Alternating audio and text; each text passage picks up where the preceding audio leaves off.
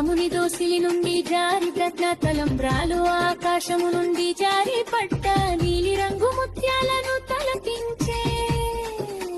సీతమ్మ దోసిలి నుండి జారి పడ్డ తలంబ్రాలు ఆకాశములో మెరుస్తున్న నక్షత్రాలను తలపించే